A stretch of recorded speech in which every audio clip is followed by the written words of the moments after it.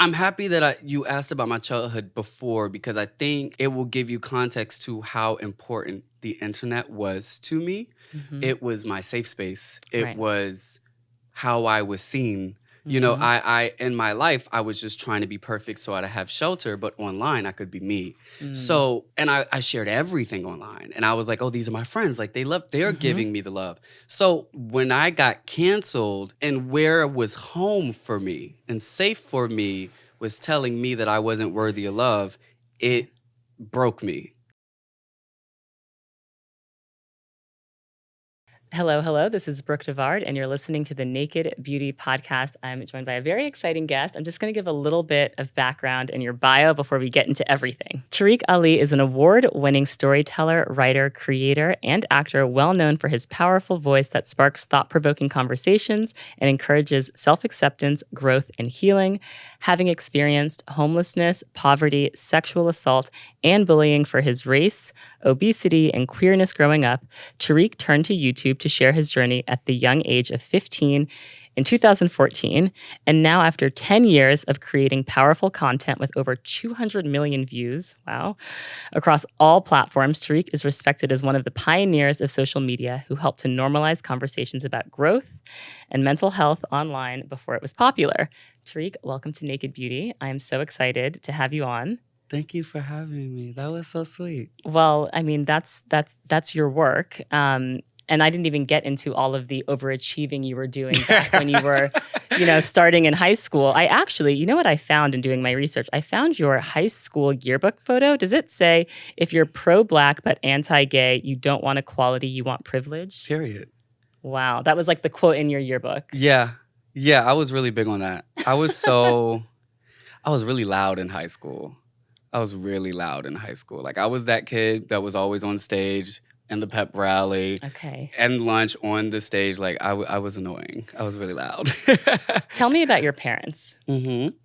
Which ones? So my aunt and uncle took me when I was 15. Okay. But my mom and dad. So I call my aunt and uncle my parents, but also my mom and dad are my parents as well. So Okay. You want to know about both? I want to know about both. So let's start with my dad. My dad, I am a daddy's boy. We were really close when I was younger.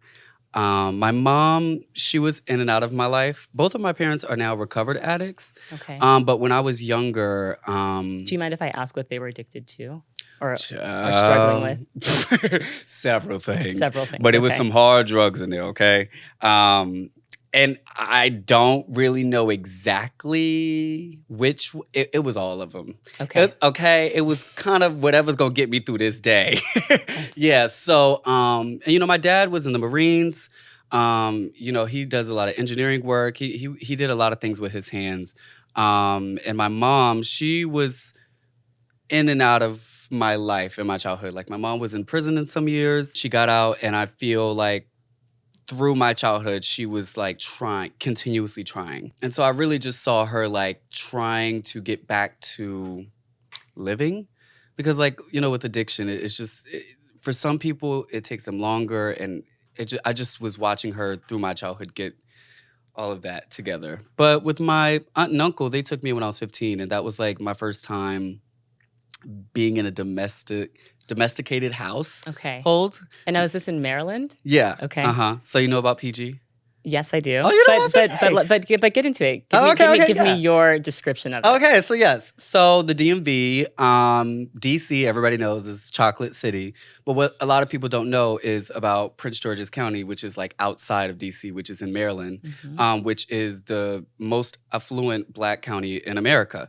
Most people always think it's like Atlanta, but it is Prince George's County. Yes. And a lot of celebrities that we know, Taraji P. Henson, Martin Lawrence, they say DC because if you say Maryland, people think what? Baltimore. Right. So they say DC, but a lot of these people are from Maryland, and that's Prince George's County. So it's it's Black. Like the police officers are Black. My teachers were Black. We were reading Black authors. There was one white person in my high school, and his name was Charles. So, my aunt and uncle took me in. My aunt is a pharmacist. And my uncle is a business owner. So my track coach called me Will Smith because he was like Fresh Prince.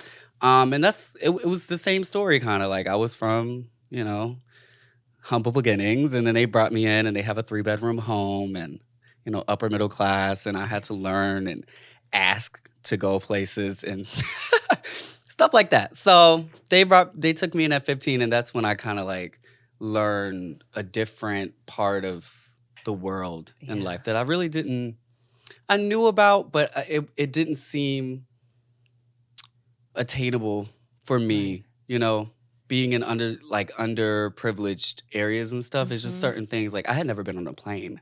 Wow. I had never been on vacation. My vacation before my aunt and uncle took me in was going to my aunt and uncle's house. Right. Because they had a big house. So it was just so different. But yeah, so I love both of them. I love both of my parents, but yeah, they just play different parts and roles in my life. I find it so I asked about your parents because I think you have an incredible work ethic. And even just reading about your young life, all of the things you did, you just mentioned track. I didn't even know track was part of that, but like interning at a hospital, applying for the MTVU program. Like, I would imagine you were a straight A student. I hate that I have to say yes. No, listen, as was I. But that like desire to do all of these things, all these extracurriculars, achieve, and some could argue that means that you're maybe searching for some sense of self-worth tied to achievement. Absolutely. But I was asking about your parents because usually that comes from somewhere, right? Like you see that modeled somewhere. You were also in a completely new environment and still had that desire to achieve so much. You didn't feel uncomfortable about, I guess, going out for the track team or joining the certain club or putting the quote we shared at the top of the show in the yearbook. Like you felt at home even though you were from a totally different background. It's so interesting. I love that you bring that up because when it comes to overachieving, right? Like there is like a ceiling of like, oh, I'm fulfilled. Right. And then there's like I want to keep going because of like what this is giving me. Right. And for me, I talk about this in like episode 4, I think, of my podcast. It's like the end of trauma and how to feel before you heal. Because all my life, really, those years, I was working hard. I used trauma as my life coach. Like, whenever I wanted something or I had a goal, I would just really just think about all the stuff I had been through. And I was like, I'm not going back there. So we going to get up and we going to do this bio. We going to do this chemistry. Like, we're going to get an A. And then also, like, I was juggled through homes a lot. And so every home I went to, it just felt like I had to have a reason for them to take care of me. And if I was a straight A student, I spoke well and I cleaned and those things, I just thought I had to be perfect so that I could have my basic needs, shelter, food, and all those things. So, of course, when I got to my aunt and uncle's house and, this is different, okay? Y'all go to internships and y'all doing all this. I'm like, I got to step it up, okay? Right. So, yeah, I did what I did as a child, what I thought I had to do to survive, which was be a 4.0 student, do all these internships. And, I enjoy learning. I'm a nerd. So it wasn't hard for me, but that's really where a lot of that success came from. I wanted to be seen. I wanted to be safe. And I've always been an artist. So it was me just trying to find a way to mix all of those things together, really. And being an artist with a great work ethic is like the best combination there is. Baby. Especially here in LA, right? Oh, because baby. When I got here and people were like, I was like, oh, people don't really work that hard here. If I work really hard. People don't really work that hard. If I bring my New York work ethic over to the West Coast, what can I achieve? Working hard. But there is always a dark side to having a really strong work ethic and wanting to constantly achieve success. So for you, how does that manifest? Like, what is the downside of having a really strong work ethic? I think I've gotten to a good place of distinguishing. It's always the why. The why always gets you to like the balance and the healthy part of it, because I am naturally a hardworking person. I love working hard. Yep. And that's because I work on things I care about. Yep. Now, if I don't care about it, you won't catch me working hard. Right. I don't care. Fully relate. You bring me to a basketball court, girl. Oh, you want? Okay, cool. I don't care. Right. But with something I care about, it's natural for me to want to give my all and put my all into it. So how I do manage that, because then what happens is it becomes a problem when you make what you love and your art your job, right? And then it's different because like even when you're supposed to be resting because you love doing it, oh, I'm working, and it's a Saturday, Right. and it's 2 p.m. and Yep. it's like then you're working every day. Right. So for me, I always have to ask myself, why am I doing this? And if it's making me feel good, even if it is on a Saturday or a Sunday or Tuesday, if it's fulfilling me, it's not work. But if it's like I'm doing it because, oh, this has to get done, or because of the pressure of something else, it's just always asking myself why and having clear boundaries. Sure. Really clear boundaries with myself on like, this is when I work, this is when I don't. Interesting. Now, it's interesting because I don't feel capable of doing that because I feel I will be relaxing and taking a bath, and I'll be like, in my head, I should do a series on all of the best bath accessories to optimize your bath routine. Oh, and what if I did like a little naked creative beauty meetup where we all just went to different spas around the world? And maybe I should do an email newsletter all about bath. It's like even when I'm relaxing, I'm constantly. So what I've now done is just accepted that I'm going to always be kind of thinking about it. Exactly. And now my new thing is, as long as I can maintain my physical well-being, meaning eat lunch, because that's like, I don't know, for some reason I find it so hard to stop and just like eat a proper lunch, get sleep, not stay up until 2 a.m., 3 a.m. Exactly. And wake up and not miss my work. I'm like, as long as I can do that, then it's okay if I'm kind of always working all the time. I have a question. What do you do when you get those ideas? Do you... I write them down. Exactly. In a notebook with a pen. And you just... Okay. And I come back to them and I'll like highlight once I've achieved each thing. I track everything. And how often would you say you get those ideas? Like any idea? All the time? Yeah, I mean, every hour. You're an innovator. Every hour, don't you? Yeah, absolutely. Yeah. That's why I'm asking this, because I'm like, you're just like me. You're an innovator, you're a creator, and you're going to always be coming up with new things. And so something that has helped me, because I'm also, I'm a writer. So the way I write is I see it first. I'm a visionary. So I see it first, and I'll just keep replaying it and change one. Like I write in my head. So it's like, oh, what if next time she doesn't sit in the chair, she goes in the room? I replay. It's like watching a movie over and over. And what I do is, that is who we are. We're always going to be creating. We're always going to be innovating.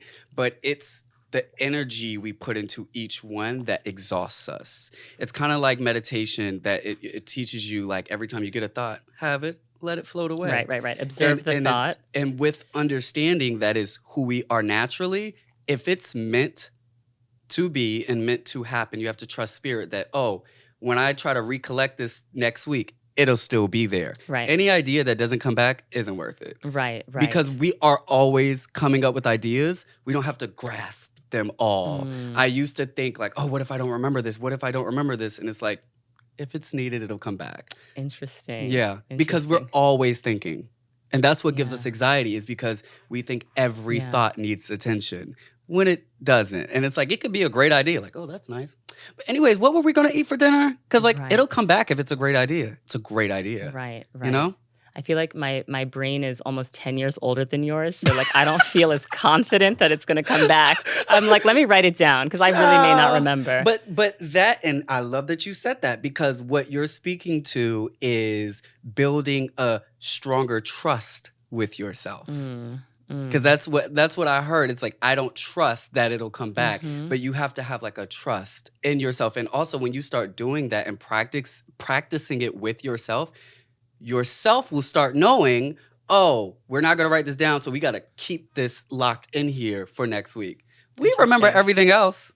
Come on, you have a 3-year-old son. That memory ain't that bad. You have to remember so much, I know. Right. So that same skill can be done creatively. I think it's just because we love our art so much and because it means a lot to us and we get a lot of ideas, we don't want to lose any because they're like our babies. Right. But the thing is, you won't forget your baby. Just like you won't forget your 3-year-old son. Right. So you just got to trust yourself and know, I'm an artist. I'm great. I'll come up. And even if I don't get that one, I'll get a better one. Yes. That's the good part of ego that people don't like really tap into. Yeah. Who are some of the writers you admire? TV writers, any writers? Shonda Rhimes. Okay. I love Shonda. Okay, I could see that. Really? Yeah. Well, just because, you know what, I love that you talk about sex so openly on your like YouTube channel and like you really get into it. And I feel like one thing that underscores all of her programming is there is a heavy dose of sex, but it's you know, it's like thoughtful and it brings up interesting dynamics. So I could see, okay. That is so interesting you say that because most people don't want to talk about sex, myself included. I'm new here. I'm new here. That's why I said that's interesting because when I started doing content like a long time ago, I was in high school. So in my aunt and uncle, so I wouldn't even say liquor. I would say milk. I was like, oh, are you off that milk? Like, and I didn't talk about sex. And I just got to a place of allowing myself, one, to talk about anything that, because everything I talk about, it usually goes in a positive and healing direction. I'm not just like lollygagging. So I'm intentional about what I share, but that whole sex, that is new for me. I was always so coy and very like, I used to be very prudish. I did. And that's just because I thought I was better by holding myself so sacred and not having sex. And then as I just got older and also just, I'm like, having sex doesn't make you any less anything. It doesn't disqualify you for a job, a promotion, or any, like it's, we all are having sex. Everyone's having sex. Right. That's how we all got here. Right. So it's like, why are we not talking about this? Right. And then when you also being a queer Black man, it's like looking at like the statistics and like the different things of STDs and STIs, and not that it's just in the queer community, but just seeing how it was prominent. And, you know, growing up and I went to college in Atlanta, I was just like, oh, so these things are running rampant because we're not talking about it. And people aren't talking about it because it's shameful, but then people don't know how to do it safe and they don't know. We don't know anything because we don't talk about it. So I'm just trying to get more people to get more normal about it. Like, it doesn't have to be all icky. We can be, there's many different ways to talk about sex. Right, like, right. Yeah. Well, you are very comfortable with sharing a lot of your life online, right? and you've been doing it for 10 years, right? Yeah, And you started at 15, sharing every facet of your life. What comes with that? Oh, a lot. See, the good thing is I was able to grow up doing that. And the reason it's good for me is because before I used to share every facet of my life because I was a child. And one of the main reasons I started making content was because I wanted to be seen and I wanted to be heard. And I was an artist and I was doing so many things in healthcare. I just needed an outlet. And I didn't feel like who I was being seen and heard in the real world. So online, I talked on a camera, people tuned in and commented. I was like, okay, hey y'all, we friends. So I was young, I was sharing everything. But as I got older, I just started to value privacy more and just also seeing the value of being intimate with myself, with situations. Like, not everything needs to be shared. It's kind of like that inside joke you have with your best friend.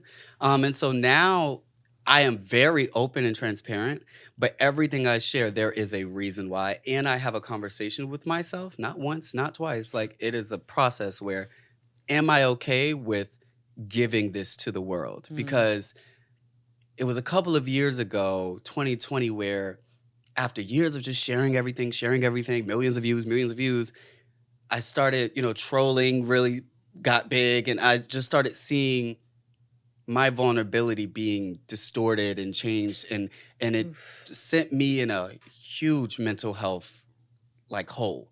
I was having panic attacks, and it's actually what started my healing journey. So I just saw how harmful that was to me, and I love me more than anything. So I was just like, yeah, I have to be more. I want to ask myself, why am I sharing? But I had to heal that trauma, because the trauma that was pushing me to share, because I just wanted love. I just wanted acceptance. I just wanted to be seen. I wanted to be heard. But once I healed that and was like, baby, I'm here. And we have all these people here, And there was no need to be desperate for all of this out here. It was just like I'm happy. It's interesting you talk about sharing as a need to be loved. And I wonder how many content creators that really dedicate their life to it have some sort of deficiency or void that they're trying to fill, right? Because it's not natural, right, to turn on the camera and speak to yourself. I love that you said that. Oh, I love that you said that because it's weird. And I love that because when I started, people really emphasized the weirdness of it. Like, you have to be a bit crazy. At that time, this wasn't normal. Like, Right. people didn't make content in that way. It was either television or, like, a production. Right. To put up a camera and talk to yourself for 30 minutes Right. and make jokes and laugh. Right. Like, we were kind of crazy. So I love that you said that because we were. But it just goes to show that we had a lot to say. The people who started, like, content creation in that way, they had audiences because they had something to say. And people wanted to sit there for 30 minutes. Not a minute or 30 seconds, but 30 minutes with their dinner. Instead of talking to their boyfriend or their best friend, they was sitting down with us and eating and watching TV. Right. So, I mean, watching us. So it's so interesting that you said it because it is very awkward. Well, part of your journey as a creator has been growing and making mistakes. I listened to your episode about getting canceled, which I wasn't actually aware that you were canceled. Yeah. It's a tough thing, and I would imagine. I want to know your thoughts on that episode. I have a lot of thoughts. Okay. Oh, I know. I love it. I want to get all into it. Yeah. Yes. I think there's an interesting distinction between being canceled for wrongfully canceled, right? And then being canceled for something that is kind of like deserved or like rightfully so. And I would say, in my opinion, you were kind of rightfully called out for things that you said, although in the past, it wasn't, some people are like truly like wrongfully like, I are canceled for no reason, right? And I think that's a whole different thing. But when you're kind of called out for doing something that I know is now wrong, it must feel different. Yeah. Yeah. So for the people listening, I want to make it very clear. Yes. Let's talk about what happened. So I was canceled in 2020. At this time, I had been doing YouTube for a long time. I don't remember. 6 years at that point. Okay. Yeah, 6, 7 years. And this was like 2019 was kind of like my big blow up year. Yes. And so that was like the year that I came out to my dad and I was getting millions of views and everybody knew Tarek Ali. You came out to your dad on YouTube. Right. Okay. Yes. And so pretty much I was known as, this was before TikTok. This was before, I was known as the positive guy. Like just keeping it very simple. The positive guy. And what happened was they found something from my past that wasn't so positive. Yes. And that is the story, but I want to give you the meat. So the tweets, I got on Twitter when I was like 11. I was in the hood, and this was my diary. I grew up in a house with 11 people in a house. So it's a lot of kids. I was queer. I was obese, and the phone. Before Twitter, you texted 40404. That's how you tweeted. And I remember. I would literally, you remember? You was on Twitter then? So many people don't know that because it was a very niche. People weren't on Twitter then. It wasn't a big thing. But I would tweet. And so I tweeted all of my thoughts, intrusive and not. So I tweeted like harmful things and like colorist things. I tweeted things about rape. I tweeted things, a whole bunch of stuff, like a whole bunch of nasty, crazy stuff.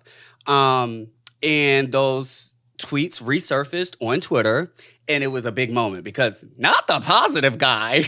Right. So that's pretty much what happened in 2020. And it just got really big. It got really popular. It was blowing up. This was around the time where the pandemic just started. And this is when they were canceling someone every week. So it was Doja Cat, and that was the next week. You remember that? It was like a moment. And it was the darkest time of my life, actually. But to answer your question, because your question was like, what was that like for me?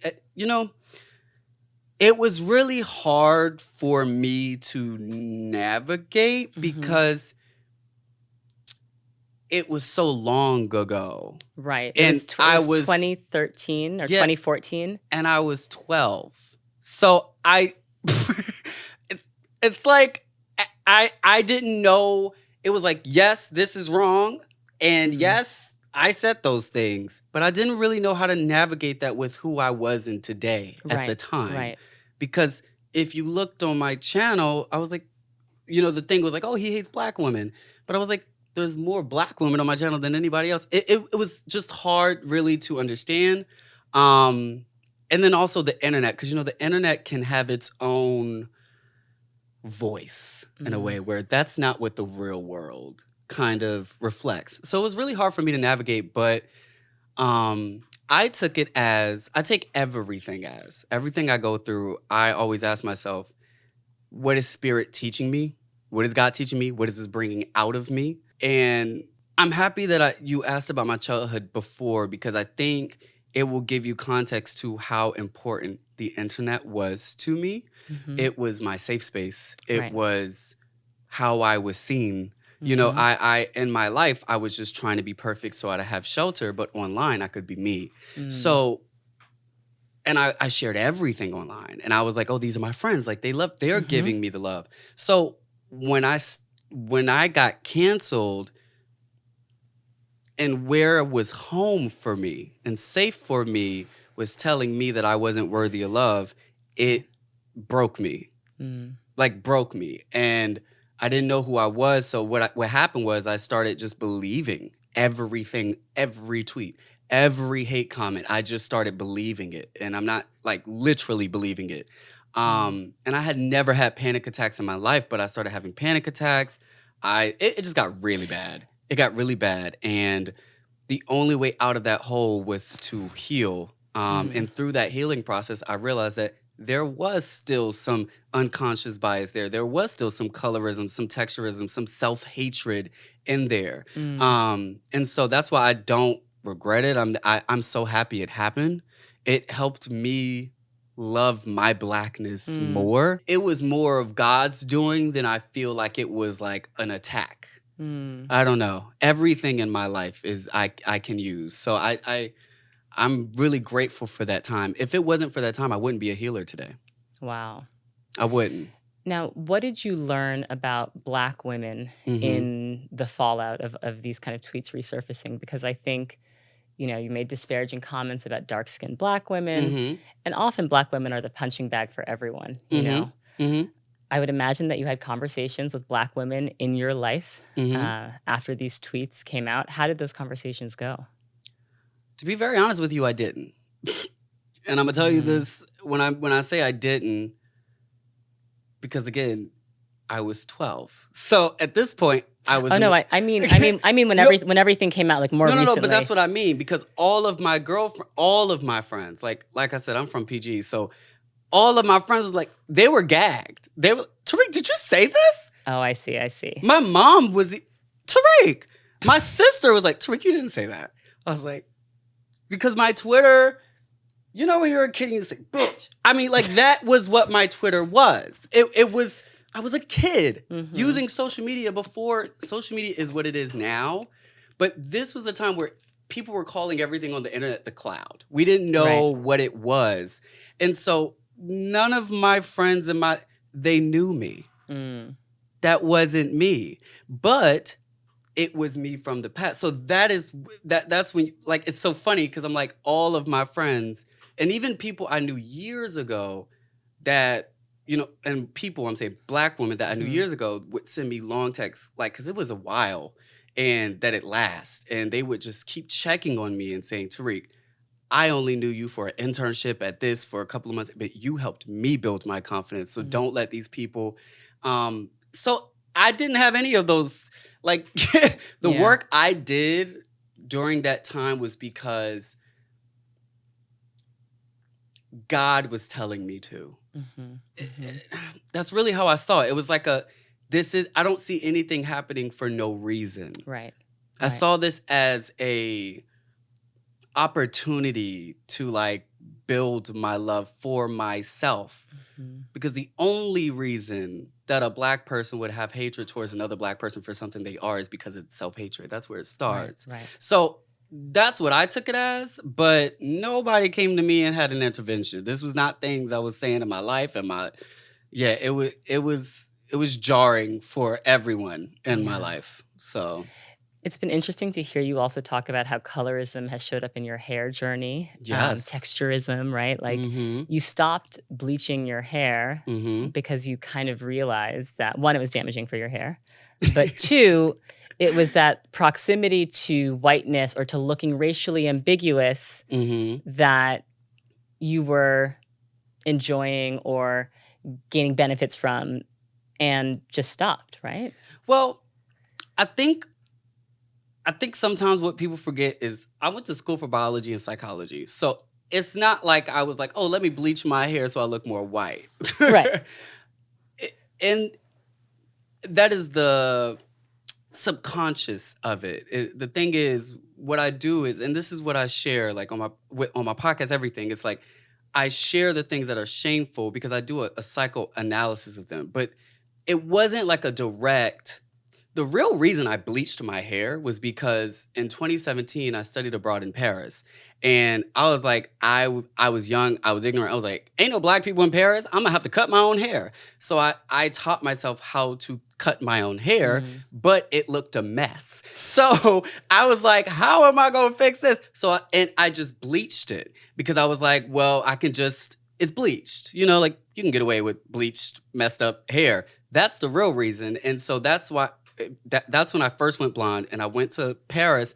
But what I realized, I didn't realize it until years later, but I just got more views. I got more attention. I got more, like, even if you look up blonde hair right now, I will come up. My platinum routine is one of the most watched. If you go following Tarek Ali's platinum, like it got me so much attention. So it became my brand. Right. And I just realized, you know, even when people ask me about my race, like, or are you mixed or assumed? I'm like, I'm not mixed. It's just because when you bleach your hair, it becomes thinner and it has different texture. So people, I think, just had more of an affinity, and I was easier on the eye because I didn't look like a regular black boy. And people are always looking for a deviation for that, just to be. So I analyzed the experience, and that's why I was saying, like, I think I attached to the blonde because when I did stop going blonde and I just had black hair, I was like, well, they're not going to like me. They're not going to like that because this is what got, you know, when I started going to Paris and I doing those blonde videos, that's when I started doing beauty videos. That's when I started doing makeup tutorials. Right. I looked more feminine, like it was more beauty rather than this. Right. And so I just was like, I have to keep the blonde because that is what makes me beautiful. And so I had to pull back, and with the cancellation thing, that's the work I did. I said, hold on. My hair, the way it comes out of, because I did like the way it changed my texture. Come on, y'all. Back in 7th grade in the hood, I used to do an S-curl. You remember the S-curl? Yes. Girl, get that box. Girl, that thing used to burn my head. Girl, put the pink lotion around my, yes. And I'm not the only one. I know I'm not because they used to sell out. So I know. Y'all know about the S-curls. So, and everybody lied about Cherokee and my grandmama this. So I'm like, this was a thing that I saw my texture change and I was a little mixed now. And people liked it. And I just rode that wave. But when I started realizing and getting into wanting to love my blackness more, I was like, Tarek, you don't want to take pictures when your hair is not that texture. This is how the hair is going to come out your kid's head. Right. This is your hair. Right. And in this journey, like, especially healing, I want to love every part of me, not just the parts I like. I want to like every part of me. So once I realized that, I was like, I'm not going back blonde until I love my natural hair. And once I started loving it, I just never wanted to go back.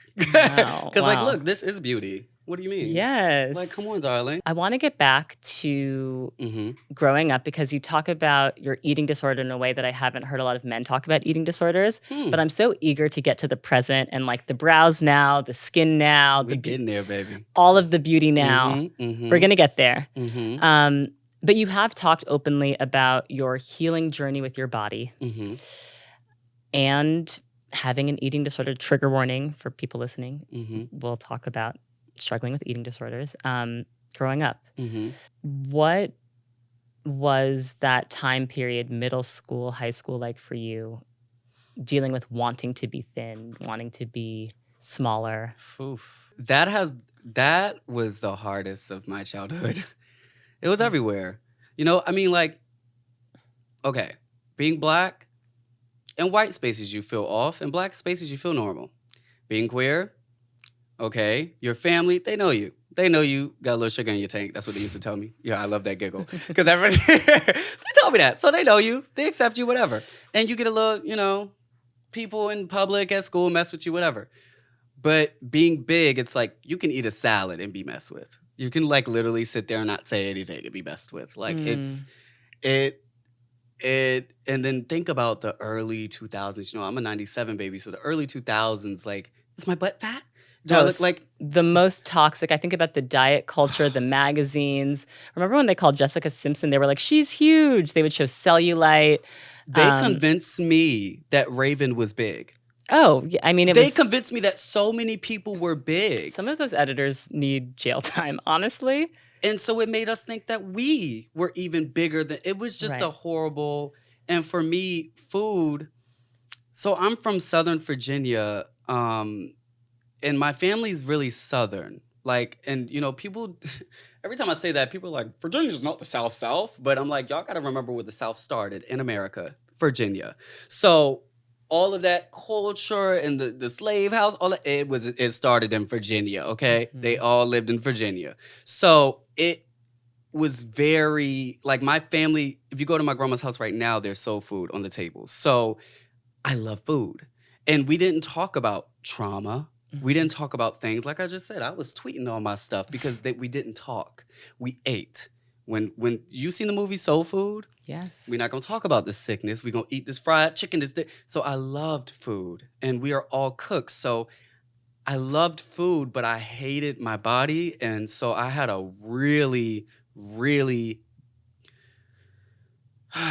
hard relationship with food, and fitness, and my body, just all of that. It was really bad.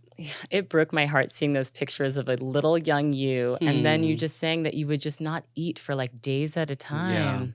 Yeah. I would go whole days. Yeah. So sad. Yeah. Yeah.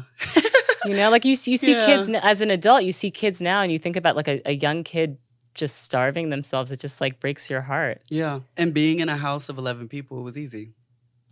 Because people weren't paying close attention. I was invisible. Yes. So I was invisible, felt invisible. And it just all pours into like why the internet really made sense for me. Like my health even, like I felt like I was responsible for my health, my shelter, like everything. Like I had to grow up so young. That's why like at 26, I don't give 26.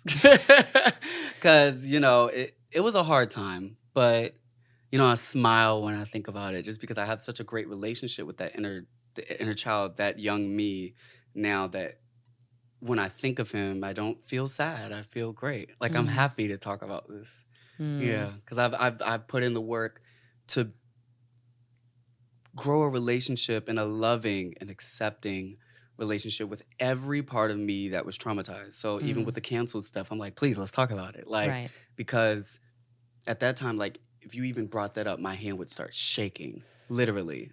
So all of those parts of me, it's so important to talk about it because that's how we build relationships with them. So yeah.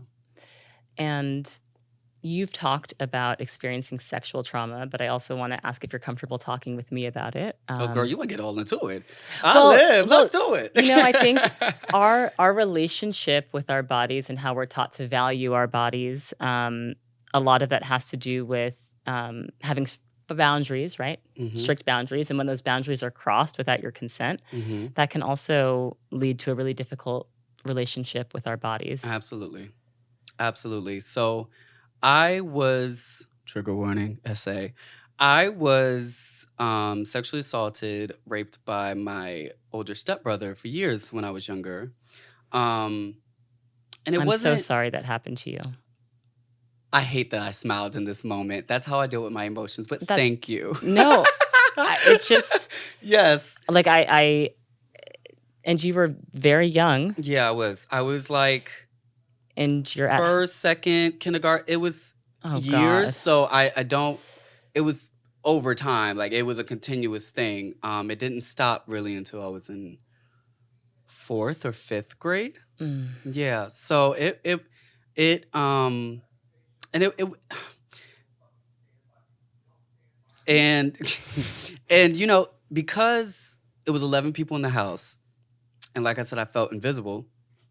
That's when I felt visible. So it wasn't an aggressive or mm, like he didn't have to fight me. It mhm, was I felt special, and I mm, it was so important to me that I shared that in the episode 16 of my podcast because so many victims experience that, not even just from childhood, right.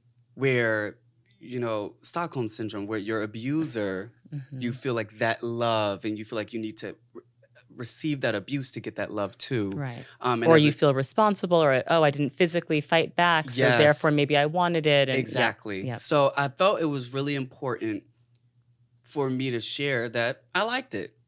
As Mm, a child, I enjoyed it. I was upset when it ended. It mm, didn't end because I told someone. It ended because I think a friend of mine told a friend and then told my brother, which told my parents, and then it blew up. And mm, I wasn't pissed, but I was just like, mm, that was my time to be mm, seen. And the conditioning, see, that's the conditioning. See, what I do when I talk about these moments is I allow those inner parts and children of me, because I spend time to actually connect with them. That's not like a metaphor. I actually like write and sit down and I let them speak. And so when he says, I needed, that was my time. That's what he believed. This was my time to be seen. This is my time to feel special. And we don't talk about the rewiring and the unlearning that has to take place in the healing journey. Like getting over it, that's coping, right. but healing, it's like you have to unlearn what that taught you because it taught you something, Mhm, and it taught me how to treat my body and how to view sex, how to view my body in relation to sex in men. It's so many things. And I had to question and investigate all of those things and discard what I didn't want and mhm. keep what I did. So yeah. Has therapy been a helpful instrument for you in terms of coping with a lot of these past S- traumas? So absolutely. Therapy has changed my life. I started therapy after the cancellation thing in 2020. My aunt tried to put me in therapy when I was in high school because I was that kid from the hood, and she was like, you went through a lot of trauma, okay?" But it didn't click for me. I was in high school, I didn't get it. Right. But after I was having panic attacks, I was like, I need to get in therapy. Um, What did the panic attacks feel like? And what would trigger them? just thinking about it. Mm, Thinking about what people were saying about me, social media, like not even getting on it, mentions of it. mm, It was even the first week I moved here, I got a rental car. I was in Burbank. Um, and I think one of my friends was like, "Have you been on Twitter?" And I had not, Twitter was off my phone at that point because I was like, this is not good for my mental health. And him bringing that up got me in my head, and I started shaking, and then I backed up into the car behind me. mm. And so yeah, it was really bad. It was a very physical manifestation, it sounds Oh like. yeah, like it was shaking. Like, and I've Mm, never experienced that. I've never had anxiety and panics in that way. Like I mm, couldn't breathe. I had to really meditation. That's also how I got into breath work. Um, yeah, so I had to learn how to take care of myself because that was something new I had not right. experienced. Um, and yeah, How often do you go to therapy now? um, every other week. Okay. Yeah, I love therapy. Therapy, I think everyone should be in therapy. I Yeah. do because I think the way that they taught us what therapy was growing up was like if you need to fix something, Right. if something's wrong, like I don't need therapy. If you told a girl that she needed therapy, it's because she was crazy. So, but therapy, no, y'all. Like therapy, and this is why it's a luxury. Okay, white Right. people been in therapy for a long time, and that's why they got okay, because what I learned about therapy is, and just like doctors, all therapists are not created equally, okay? So just because you go to therapy don't mean that she, is doing the best practices. But what I've learned about therapy is this is a judgment-free space for you to exist, to express, and to have like and when I say that, people are like, I can do that with a friend. I don't think people No. you haven't experienced Yeah, they you can't. haven't experienced a space like that until you have. And it's not something you can get in 1, 2, or 3 sessions. Right. It's something that you continuously go to and you are continuously open and you're continuously honest and you realize nothing you share changes anything. Right. You can exist. Right. And because you're able to exist, you start being more truthful.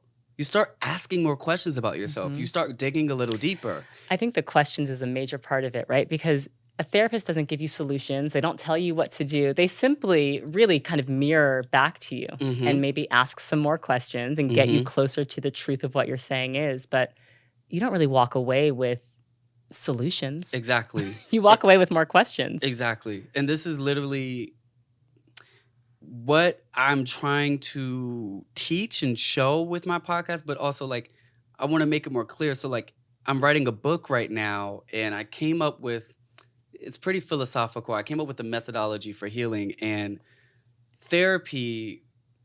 Some people think that is the one thing, but in my model, there is 3 parts to healing. And one of those is awareness. Because what I did is I looked at my healing journey and I looked at what was helping me heal. And yes, therapy was a part. But I had to look at what was it about therapy? Because not everybody believes in therapy and talk therapy. So I wanted healing to be available to everyone. And when I looked at what therapy was, it's awareness. What therapy does is make you become more self-aware. You become more aware of how your past is affecting your present and keeping you from having a bright future. You become aware of it. But the work is what you do after you leave. You can go to therapy every week. Right. And if you ain't changing or doing nothing, it's not going to change your life. Like literally my ex, the one when I was in an abusive relationship, he was in therapy 3 times a week. Wow. She was collecting her check. So look, good for her. But this is what I mean. All therapists aren't created equally, and it's understanding. It's like dating. You need a different therapist maybe in different seasons. Some people are not used to expressing themselves or having the space to, so they may need just the space. But say someone who's been in therapy for 4 years and I have these spaces, they need to be challenged. They need homework. Different therapists can give different things at different times. So awareness is something that I try to do with my podcast because some people, the stigma's still there. Right. So it's like some people don't want to go to therapy, but they'll listen to my podcast. So I'm helping them by me sharing. You see, I share everything like therapy. Yes. And by doing that, I analyze and then I give ways in how to heal yourself and love yourself because that is the work. Right. That is the work. How aware is your therapist of the work that you do, like what it means to be a content creator and put yourself online and be judged, right, by thousands, hundreds of thousands, millions, in your case, of strangers at times? Like, how much does your therapist understand about that as a profession? I would say she understands it really well. Oh, she does. She's like an LA therapist. She's like, I see a lot of creators like you. Well, she. I mean, it's like a unique thing, right? Yeah, I think it is unique, but I think in the grand scheme of it, it's being a public figure. I think being a public figure. Being a public figure in general, when the public can do what they want with your image and with your likeliness and with what you show them. They don't know you, they know what you are sharing. So I think anyone can kind of grasp their idea around that psychologically. Well, not anyone. Yeah, no, 'cause someone who has studied psychology. Right. But I share everything with her. She's been with me since 2020. Okay. So she's a subscriber. She's not. It's so funny. She's not, and a good therapist would not be, Right. because that would add a little bit of bias and a little bit more information in the sessions. Mhm. But so it's funny because I asked her recently, I was like, because I shouted her out very clearly in one of my podcasts. I was like, I want you to listen. She asked me, why do you want me to listen? Because she knows I do those things, Right. but she intentionally, this is sacred. Mhm. Because once you start having a personal relationship with your client or with your doctor, it changes, especially Right, a of course. therapist. Because even though you say this in a session, well, last night we was at the bar and you had, Right. it becomes something else. So Right. that is why your friends can't be your therapist. Yes. Because regardless, they love you. Yeah. So even if you share something, I want to take care. I want to make sure you're okay. And a therapist doesn't have that connection or bias to get personal. It's just, this is what it is. This is the psychology. And this is how we're getting you to the next step. So she does not watch my content. I'm sure that she has been itching probably because it's been years. But she is not. Yeah. Mm-hmm. But I do think it's interesting. I don't know if our brains have fully evolved to understand public consumption to the scale at which creators experience, right? Where you just have lots of opinions about yourself coming at you every single day, and also people projecting onto you, right? Parasocial relationship, that is the term, where someone can meet you, and I'm sure this happens to you often, for the first time, and they feel like they know you because you've shared so much of your life. And that's beautiful, right? I love it, yeah. But it's also not natural or normal. Yeah. At all. At all. At all. And it's a double-edged sword, right? Because I was just eating brunch the other day and a girl, I already know when someone knows me within the second I see them, the eyes. Because my work, I'm funny, but I'm not like a comedian. The work I do, I touch people and they go back into their lives and change it. And so that look, I always know, I'll be like, come here, baby. And they'll be like, really? I'll be like, yeah, because I can tell. Yeah. And so that's why I do it, because I share to help. So those people, they're the reason I keep going, because I'm like, wow, I'm really changing lives. But the other side of that sword is there's a lot of people that don't get to know me and don't even want to know me. They attach to the image of me or the optic, all of that. But, for me, I've gotten used to it.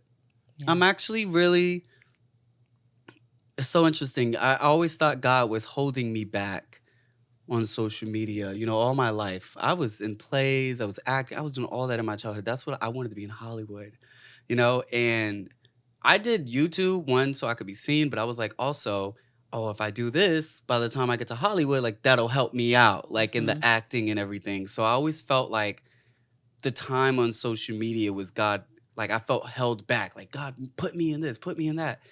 And I'm actually really, really happy, because this year, as I'm my TV show, my film, my book, everything, and I'm getting more in Hollywood and doing more of that. I've been doing this for so long. Cameras, none of this makes me nervous. You can think whatever you like about me. Right. We can talk about me being, I'm so yoked up with God and myself, and I was in training. I was in training on social media so that he could prepare me for all he's about to give me in this other world. Because if I would have went into that with all the trauma I had, that's why we see, I just watched the Wendy Williams Doc. The heartbreak. It just made me emotional. It made me emotional because we've seen this story so many times. We've seen this story, and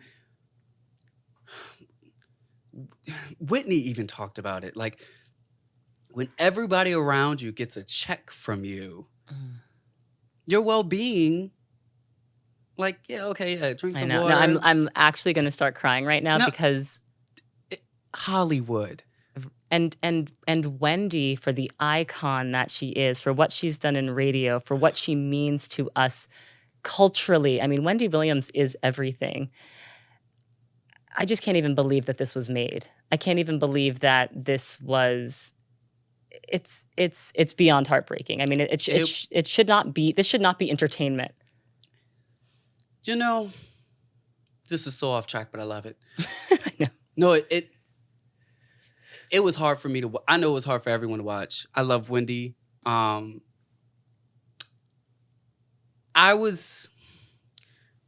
Some people are watching it for entertainment, but I think there is something. I'm actually happy about it. It speaks to how intentional we have to be about our health and our well-being, because other people, right. We have to. Yes. We set the standard. Yes. We set the standard. And I think when you put all of that trust and responsibility in one person, that's dangerous. Yes. And she did that with her husband because you should, right? Because your husband should be that person for you, but you should have several. And I think when she lost that, right, she lost herself. Because they said he was the reason she got up every day. Right. He made sure she got to work on time. And so what happens when you lose your lifeline? Right. Yeah. So it's sad, and it's sad. And I think seeing that, and also with how private Wendy was. Yes. How private she was. Yes. It's so crazy to watch this and connect it with the years we watched her. Oh, for sure. I mean, it feels like a huge invasion of privacy. But, I do want to talk about your 2024 self-expression because I love your style. I love your beauty decisions. Thank you. And I want to hear how you came into your personal style and how you just, because we all make choices in how we want to self-present in the world. Little things, your haircut, your facial hair. Yeah. Your clear polish, right? Yeah. How did you come into your personal style? Trial and error. Child, let me tell you. And that is the fact for us all. Listen, anyone with style looked a mess at some point in their life. There's no way you can have style without going through multiple. That is how you find what is your jush. Right. That is how. Yes. That is literally how. I mean, I literally go in my closet. It takes creativity, yes, right? But it takes practice. I really just wear what makes me feel like me. Yes. And it sounds so cheesy when you say that, because people be like, okay, how do I do that? But it's like, okay, so for me, I am non-binary. I go by all pronouns, Okay. No one panic, okay? Everyone has said the right thing, okay? So I did check online before to make sure you're okay. Yeah, so you go by I'm all non-binary, pronouns. so Okay. I identify, I think gender is really made up, and I use it because I'm a part of society. I present as a man. But when you ask me, do I identify with the male experience? No. Not at all. Growing up every time, at church, the girls over here, boys over here, ugh.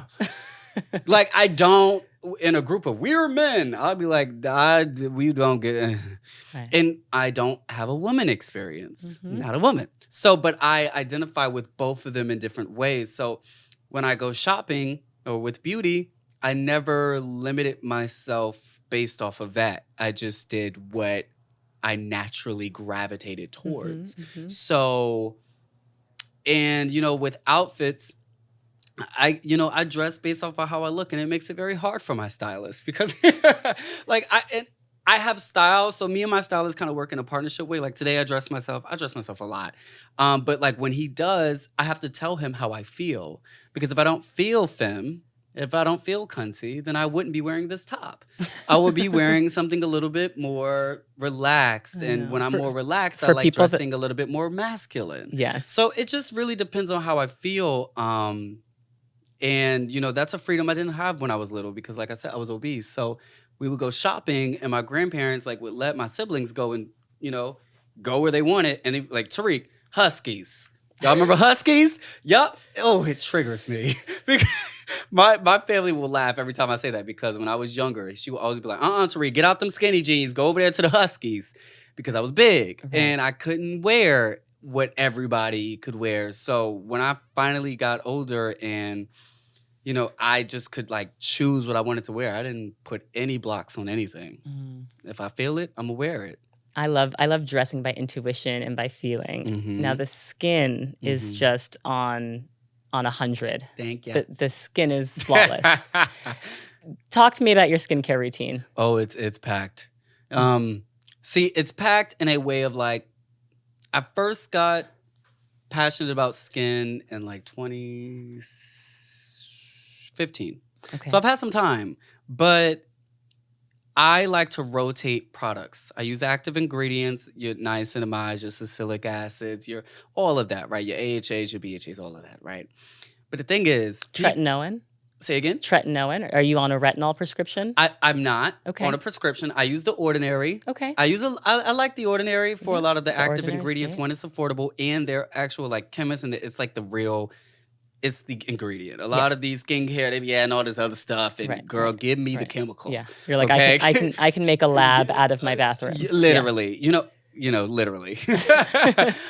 So I rotate those products. I think a lot of people focus on treatment, and I'm about to say I hate doing this every time, but like, because I'm going to say I'm a scientist because I went to school for bio and I did years of research. So when I did work in healthcare, something that was really big was like, if we always focus on treatment, then everyone will be sick. So let's get before that and focus on preventative. And that is what public health is about, right? So I have that mindset with everything. So even if I don't have fine lines to target, I'm still putting it on because let's prevent that from happening. So what happened was at the beginning, I was targeting things. I used a lot of retinols for like, I had hypopigmentation. I wasn't wearing sunscreen. I would have like white spots on my face because of the sun exposure. Started wearing sunscreen whenever there's sun. I don't care if it's 90 or 50. If there's sun and it's touching your face, sunscreen. Yeah. I'm happy you're talking about hypopigmentation because I think we talk a lot about hyperpigmentation, but when white spots start showing up, people like don't know what to do, what it is. You're like, is this vitiligo? What's going on? Yep. And I got it a lot. I have freckles. So usually people who have freckles and things like that, the sun exposure changes your skin a lot. So I would get it a lot right here. And that's actually what got me into makeup. Was my skin because I would have a lot of hypopigmentation. And you wanted to cover it. And I wanted to cover it. Okay. So my first makeup product was a MAC foundation. Okay. And I was covering those hypo spots. And so once I started getting into active ingredients and learning what targets what, my skin started looking amazing, but I didn't stop. So now what I do is I just rotate them every day. So even if I don't necessarily need retinols, I'm putting on my retinol. Right. And then tomorrow, my salicylic acid or my lipids, whatever it is. So that's what I do. What are your favorite go-to products currently? Oh, for skin? Yes. I love Tatcha's rice cleanser. Okay. I just love it. It has the right amount of lather. And it's smooth and it's gentle. Some with the cleansers, they're either like really bubbly or not bubbly enough. Or you know what I mean? And then some you like to use to get your makeup off. Some you like just to wash your face. But that rice cleanser, you use it for everything. Okay. I also love, this will change your life. Tell me. Dramatic pause. It's the Paula's Choice. We love Paula's Choice. AHA, BHA toner. Oh. The gray bottle. The gray bottle. Baby. The gray bottle. It will change your life. And I don't even have a deal with them, okay? And I'm telling you, I put my brother on it for Christmas. I got everybody their own personal skincare regimen created by me, and I gave them all that That's product. An incredible gift. Oh, really? I think that's such an incredible gift. They loved it, too, I'm going to yeah. steal that idea. Wait, okay, but have you tried their new... Is it a white bottle? It's still a gray bottle. It's slightly Okay. different. It has mandelic acid in it. I'll have to try it. You need to try that. Yeah, I'm one of those girls that once I like something, we locked in. Right. Okay. So thank you, because I need to try something new. But like, yeah, I love that gray bottle, but I'm going to try that. What's I really your go-to moisturizer and sunscreen? Ooh, go-to sunscreen. I have different ones. So in my car, I like Sunbump. Okay. Is that the Yeah, yellow yeah. bottle? Get that at Target, because the little spray, girl, when you in the car, Right. you know, because y'all forget about the sunscreen. Y'all putting it on in the morning and thinking it's lasting until 7 p.m. That ain't how it work, girl. No. So you got to look at that SPF. You got to look at how long it lasts, girl. And in that car, it's right there in my... spray. It smell good too. It don't leave a cast. It leaves you like shiny. People be like, "Oh my gosh, your skin. What is that?" It's sunscreen. That's one. What's another one? Nighttime moisturizer. What's your night? I need your nighttime moisturizer. Ooh, okay. So this one's an oil. This one is Kiehl's nighttime. The Midnight Recovery Oil. You know. Yes. I knew. That Yes. skin? Yeah. Yes, uh-huh. yes. Yeah. I knew you knew it. That's my favorite. Okay. I like is it eucalyptus that's in it or lavender? I love the smell of it. I think And it's especially lavender. going to sleep. I feel so supple waking up. Yeah. Oof. Wake up like, oh my God, my skin feels like a baby's butt. And my other favorite product, Laneige. Oh, the They're- lip sleeping mask. It's very... I wear that all day, girl. I live for that. Okay, man. but you know what? I use it like lip balm. I had to stop using it because I was like, I feel like I'm developing a dependency and addiction to it. Where like I'm like, I put this on an hour ago. This is supposed to be like an 8-hour lip sleep. I'm using it all day. What is in it that is making my lips feel like I need it all the time? Because it's amazing. It is. Which flavor do you get? Which The scent? pink one. The pink one. Yeah. Which one is that? I think it's like a watermelon. I don't know. I don't know. I love it. I so strayed from the much. pink once and I got like a whitish cream one. No, the pink I also one. like the Fenty gloss, The gloss bomb. but that's great. if you want a gloss. Like Right. if you know, I think the Laneige is a good. It gives a glossy look, but Yeah. it doesn't feel like lip gloss. Yes. And I like the Fenty gloss, but I like to have just like moisturized looking lips. Mhm. I that- hate chapped lips. Ugh, nothing worse. I hate anything dry Anything dry. in every field. So Food, all of people, it. skin. So, yeah, I can't sleep with dry feet. I Right. literally have to moisturize everything. So Yeah. I'm really big on that. Yes. Yes. Yeah. Mhm. What beauty moments are you eager to have that you haven't had yet? What beauty moments are in your future? You want to know something? I'm going to tell you something. I haven't really said this like publicly, but my pilot that I wrote, it actually. Wow, I'm going to share this. My pilot that I wrote follows the manifestation of the beauty influencer world when it started. And it's inspired by like when I got on YouTube and like when the Jackie Aina, the Makeup Shayla, the Alyssa Ashley, the like that time, and really getting into like where influencer marketing really boomed to where it came from. And so what I'm excited about is it's an ensemble and one of those characters is me. So I'm excited for the beauty in that. Like it's going to be next level. Where has it been announced where this is streaming? or Oh, this is darling, showing? you can't. No. Okay. No, I know. no, I know. not yet. Yeah. No, Not in yet, this town. darling. Not in this town. But I would love to come back when the world knows. Yes. Because it is a love letter to the beauty community, to beauty, to that time when everybody was watching makeup tutorials, when everybody learned how to do makeup. Jackie Aina like taught me how to do makeup. Come on. Right. So I'm really excited about it, and as a lover of beauty myself, and like really teaching myself how to do makeup, and then doing beauty like routines and tutorials on Yes. YouTube at that time, I'm just excited because a lot of people don't know about that. Absolutely. You know what I mean? My last two questions. Mm-hmm. What was it like being in a Kehinde Wiley masterpiece? Mm-hmm. And then my final question, when do you feel most beautiful? Hmm. Kehinde, he reached out to me in 2019. He had watched my YouTube, and was really inspired by it. And, hit me up and was like, "You're a star." Mm. And the conversations you're having, the vulnerability you're showing, he just poured into me and has ever since. We are still good friends. Literally just went to like his lake house like last year. We had a good time. And You are an artist's muse, you know? I mean, like in the true sense, right? Like for an artist to see you and say, I want to reflect that in painting and make this immortal. That's what yeah, the muses were, yeah. you It, know? it was it felt good because at the time I felt really invisible, Mm. you know. And being queer and black on YouTube, and like, yeah, I had the views and the numbers, but we don't get the same as the white girls. So Hmm. um the agents don't come rushing to us. We have to prove to them, we have to beg them, we have to go Hmm. through 5 before we sign with the 6. Hmm. It's just so different for us. So I felt really invisible, but to be seen, you just never know who's watching and who you're touching, and to be seen by someone who is the monument that he is, it really meant a lot. But to answer your other question, when do I feel most beautiful?